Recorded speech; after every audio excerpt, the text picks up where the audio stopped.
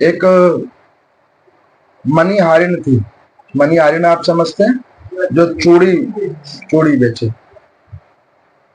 पहले जैसे आजकल तो ब्यूटी पार्लर होता है ना, उसमें ब्यूटिशियन कुछ बनाते हैं, कैसी महिला को कैसा बना देते हैं। लेकिन पहले मनी हारिन होती थी, तो वो क्या करे, चूड़ी बेचे, मेहंदी लगाए,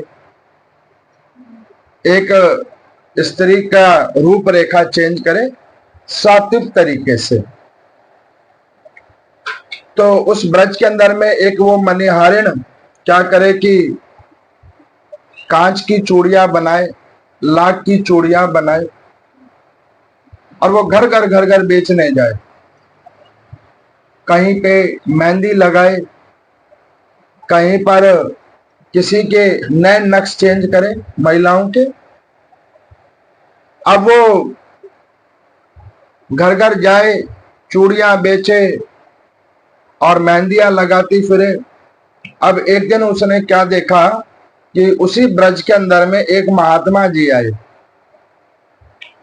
तो वो महात्मा जी एक कथा सुना रहे, जैसे अभी हम आपको कथा सुना रहे हैं ना, ऐसे ही वो वहां पे एक महात्मा जी आए, वो कथा सुना रहे। कथा में क्या कह रहे कि जो कोई भक्त परमात्मा को 12 साल निरंतर एक क्रिया करके उनको रिझाता है, तो भगवान की प्राप्ति उसे सुलभ हो जाती है।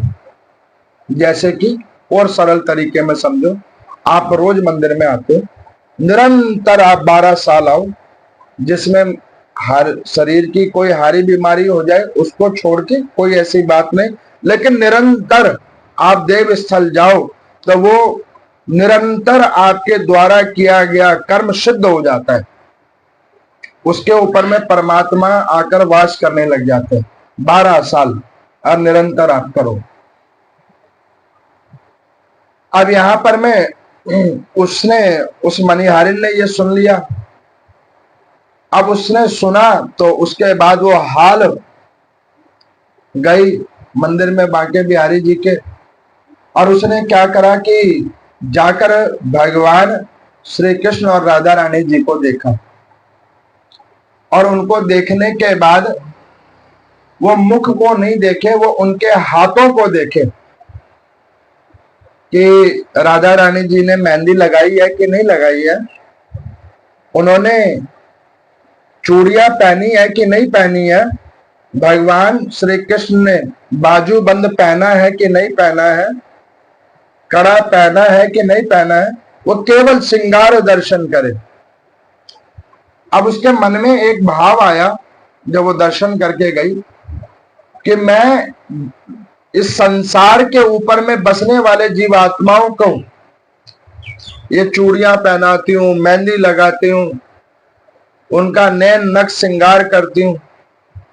कभी ऐसी कृपा हो ठाकुर की मेरे ऊपर कि मैं उनका नैन नक्श और श्रृंगार करूं, राधा रानी को मैं मेहंदी लगाऊं और उनको मैं चूड़ियां पहनाऊं, हाथ से पहले बनाऊं और फिर उनको पहनाऊं। अब वो ऐसा भाव रखकर घर में गई, पूरी रात उसको नींद नहीं आई। अब उसने क्या किया, अगले दिन प्रातः काल फटाफट जो चूड़ियां बनाए, तो कांच की कुछ चूड़ियां बनाई और हरी हरी चूड़ियां। आपको पता है राधा रानी जी को कौन सी चूड़ी पसंद है? हरी वाली। माता रानी को लाल चूड़ियां पसंद है, लेकिन राधा रानी जी का थोड़ा सा टेस्ट अलग है, उनको हरी चूड़ियां। क्योंकि हरी क्यों पसंद है उसका भी कारण है। हरि भगवान है, वो उनके नाथ हैं, और इसीलिए उनको हरी ही चूड़ी पसंद है। आपको पता है सारी देवियों में से सबसे ज्यादा अगर कोई श्रृंगार करता है तो वो राधा रानी है। और देवियां तो 16 श्रृंगार करें, ये तो 16 से कई गुना ज्यादा श्रृंगार करें। हर अंक पे एक नवीन श्रृंगार राधा रानी जी को। अब उनको मेहंदी बड़ी प्रिय है, हाथों में कभी उनके बगैर हाथ उनके शून्य ना रहे। और मैं तो कई बार कहता हूं, मैंने श्रावण मास में भी कहा था कि जो सौभाग्यवान स्त्री हो, राम जी ने उनको सौभाग्य प्रदान किया हुआ है, तो वो कभी अपने हाथ को शून्य मत रखो, इन चीजों को लगा के रखा करो, इससे सौभाग्य बढ़ता है, आपका सौभाग्य बढ़ता है, गरिमा बढ़ती है। अब यहां पर मैं उसके मन में भाव उठा, अब उसने क्या क्या फटाफट चूड़ियां बनाई, ठाकुर जी का बाजू बंद बनाया, मेहंदी ली, एक टोकरी में सजाकर मंदिर में पहुंच गई। मंदिर में बड़ी भीड़, अब जो वहां के गोसाई उनको दिया, गोसाई ने भगवान के पास रखा और हाल साइड कर दिया। अब उसने सोचा पता नहीं भगवान ने नहीं प्रयोग किया। आप देखो कई बार आप लोग मंदिर में जाते हो, भोग लगाया जाता है भगवान को, भोग यूं लगाया और हाल आगे कर दिया। अब इसमें ये मत सोचना कि भोग लगा कि नहीं लगा, परमात्मा आपके भाव को स्वीकार कर लेते हैं, लेकिन भीड़ की वजह से कई बार जो गोसाई होते हैं, जो ब्राह्मण होते हैं, वो क्या करें, तो भोग आगे उन्होंने रखा और आगे कर दिया। अब उस संत की बात जो मणिहारिन को याद आई, भाई उन्होंने कहा कि 12 साल। अब उसने क्या किया कि रोज अब वो टोकरी बनाए और रोज वो जाने लगे, और रोज वहां पर जो है वो गोसाई जी यूं आगे करें और साइड कर दें। भाई रोज ही पता नहीं कितने लोग क्या चढ़ा रहे हैं, क्या कुछ नहीं चढ़ा रहे, वो चढ़ाएं और साइड कर दे, चढ़ाएं और साइड कर दे।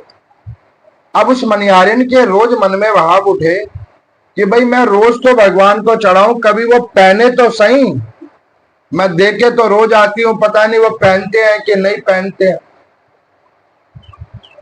एक दिन ऐसे ही उसने जब 12 साल लगभग रोज नियमित रूप में चढ़ाया, तो साल खत्म होने में 5 दिन अभी बाकी हैं 12वें साल को।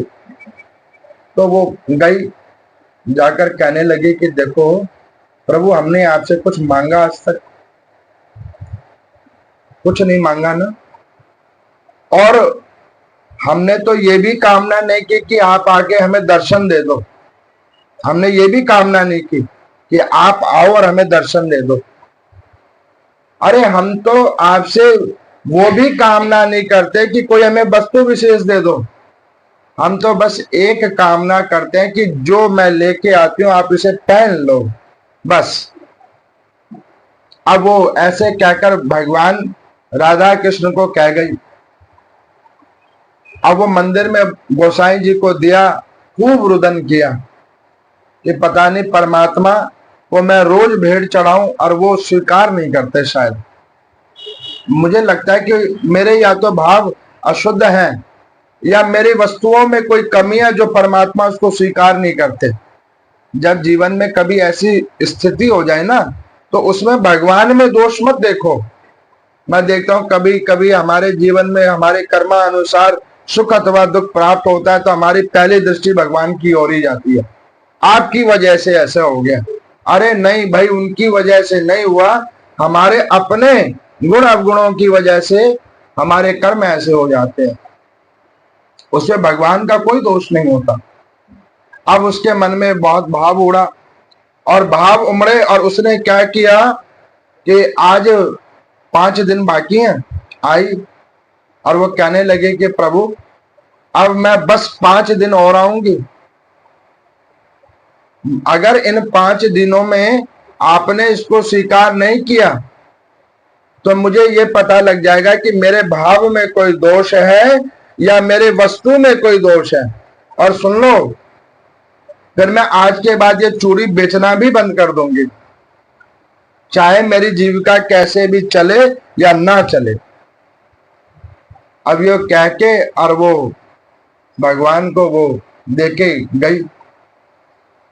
आज भगवान का श्रृंगार हुआ है, सारा कुछ श्रृंगार हुआ। भगवान को बाजूबंद पहनाने लगे गोसाई जी, राधा रानी जी को चूड़ियां डाली।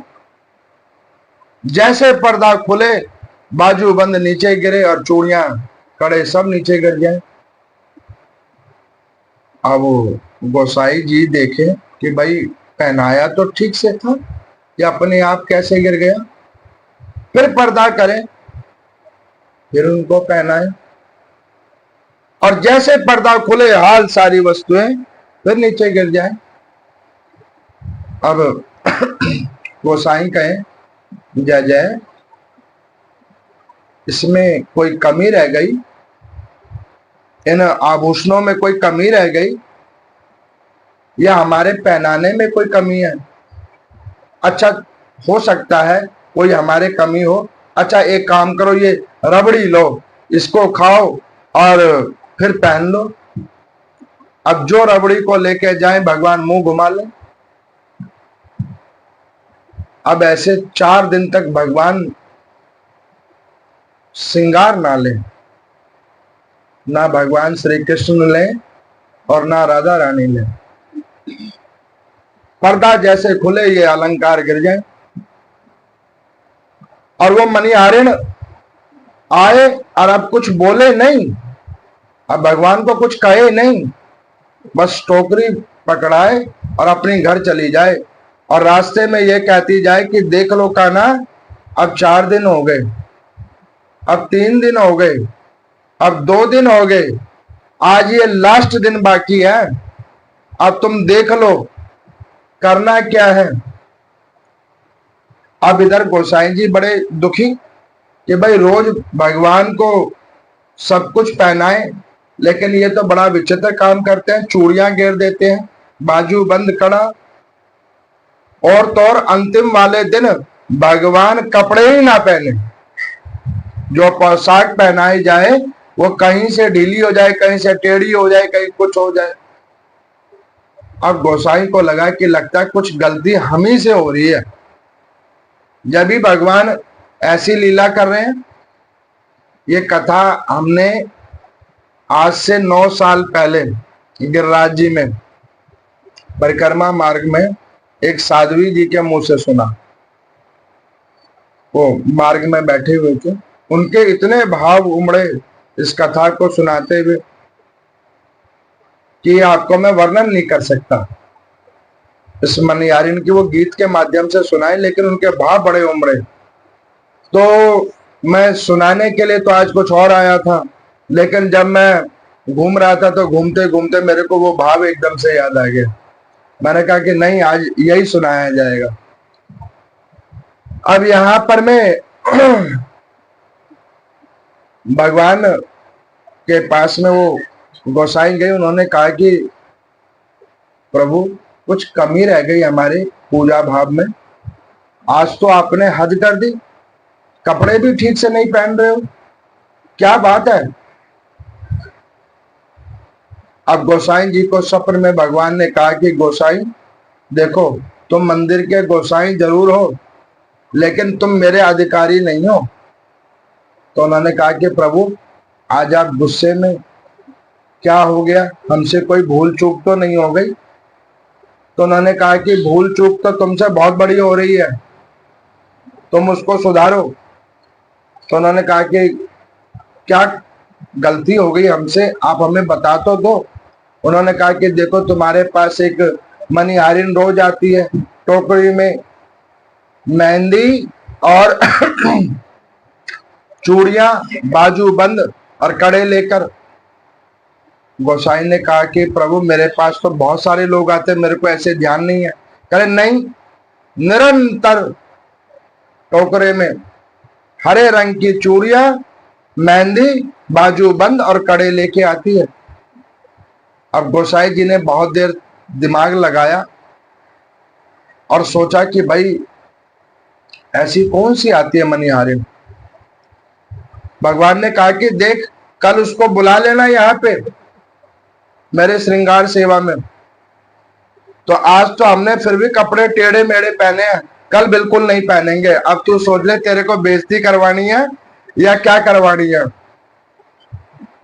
अब तो गोसाई जी की हो गई हालत खराब। अब उन्होंने हाल जो और सेवा करने वाले थे उन सबको बुलाया कि भाई जय जय ने ये बोला है, अब उस मणिहारिण को ढूंढो भाई। और आज वो मणिहारिण बैठी हुई है, 12 साल पूरे हो गए हैं, 13वें साल का पहला दिन है।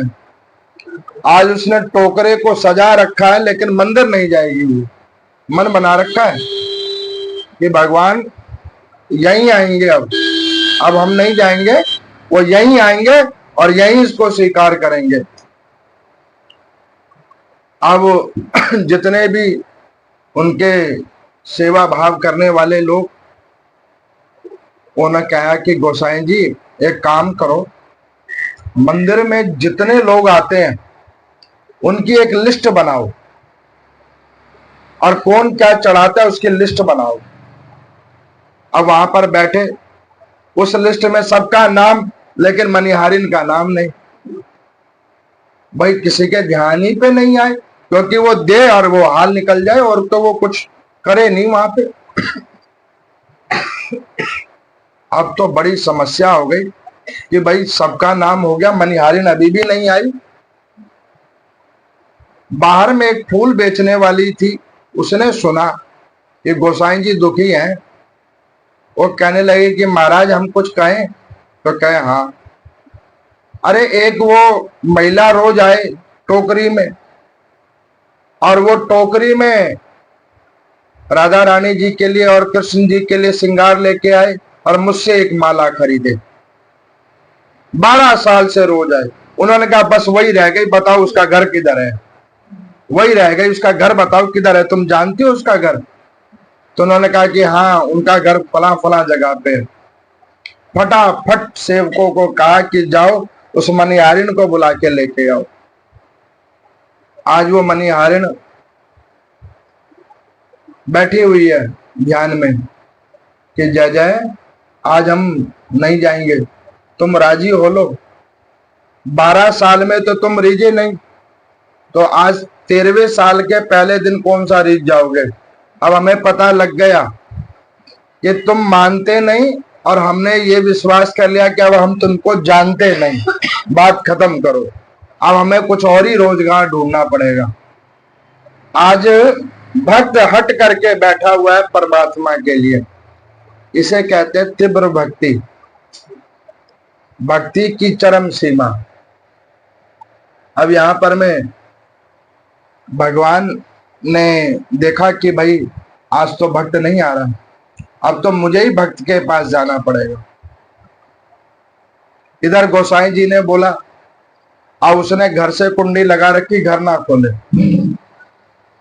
सेवक डगडगाए कि भाई खोलो, तुम्हें मंदिर जाना है खोलो, लेकिन वो कुंडी नहीं खोले। अब बहुत देर तक डगडगाया, कुंडी ना खोले, तो भगवान ने राधा रानी को कहा कि जल्दी उठो। तो उन्होंने कहा क्यों?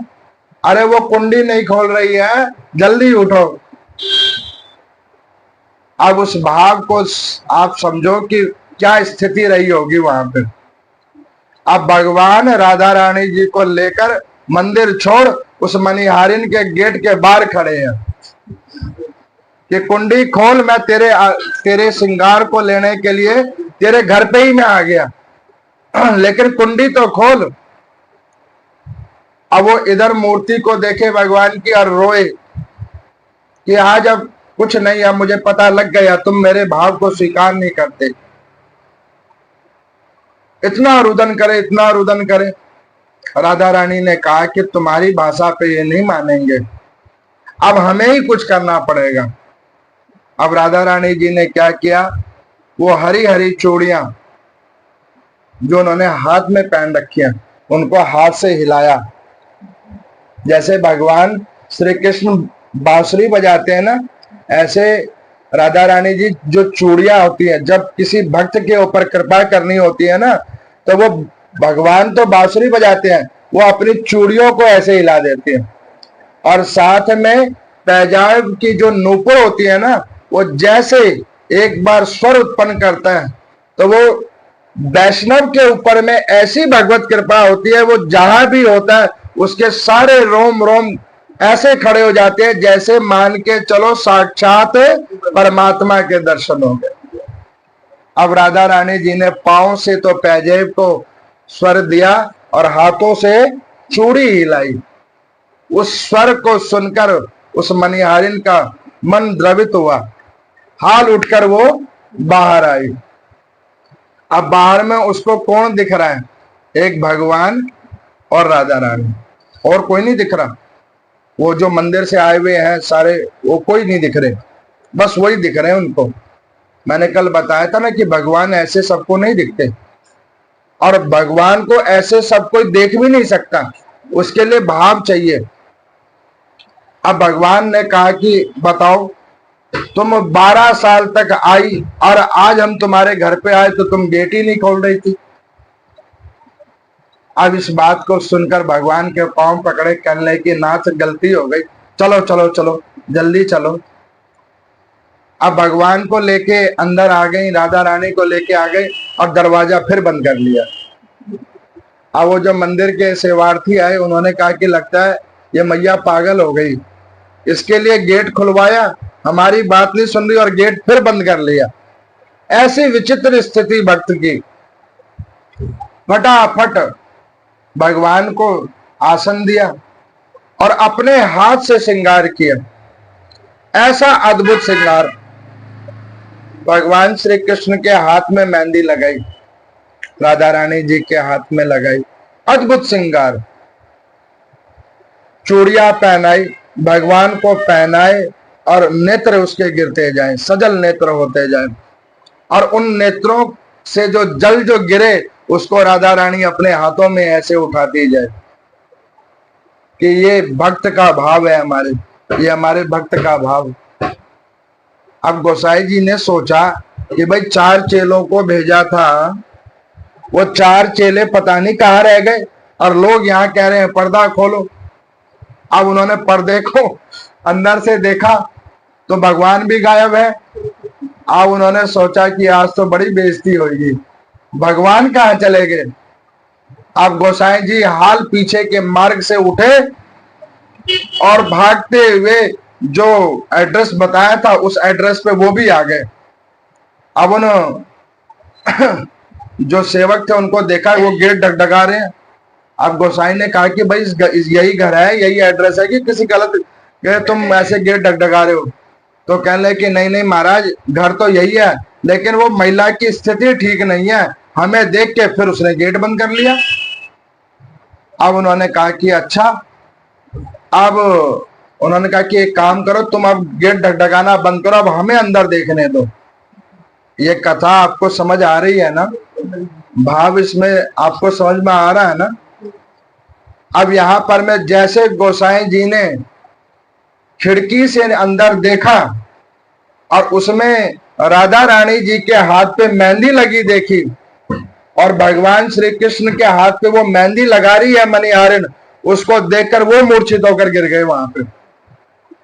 अब मूर्छित होकर जब वो गिरे तो भगवान ने कहा कि तुम्हारा हो गया मेकअप? तो उन्होंने कहा कि नाथ मेकअप तो हो गया, बस एक चीज रह गई। तो उन्होंने कहा क्या? एक काजल का टीका रह गया। अब उन्होंने भगवान श्री कृष्ण जी को एक काजल का टीका लगाया, राधा रानी के यहाँ पे टीका लगाया है। टीका को लगाकर उन्होंने कहा कि नाथ बस हो गया, अब आप देखो आपको अच्छा लगा हमारा श्रृंगार कि नहीं। जब उसने ये कहा, भगवान ने उसको अपने कंठ से लगा लिया। अब जब कंठ से लगा लिया तो उस भक्तन ने कहा कि नाथ अब मैं मंदिर नहीं जाऊंगी, मंदिर नहीं जाऊंगी, अब आपको श्रृंगार जब जब करवाना हो तो आप यहीं आ जाना, आप श्रृंगार करवाने यही आ जाना। उन गोसाई जी की जब चेतना आई, उन्होंने देखा, अब जब देखा तो उनके ऐसा भाव उमड़ा, गेट खोला उन मणिहारिण के, तो उनके चरणों में गोसाई दंडवत करते फिरे, और ऐसी उनके ऊपर भगवत कृपा हुई कि जब जब परमात्मा को कोई विशेष श्रृंगार करवाना हो तो परमात्मा वहां पर आ जाए राधा रानी जी के समेत, और वहां अपना श्रृंगार करवा के जाए। तो ये आज का भक्ति चरित्र है।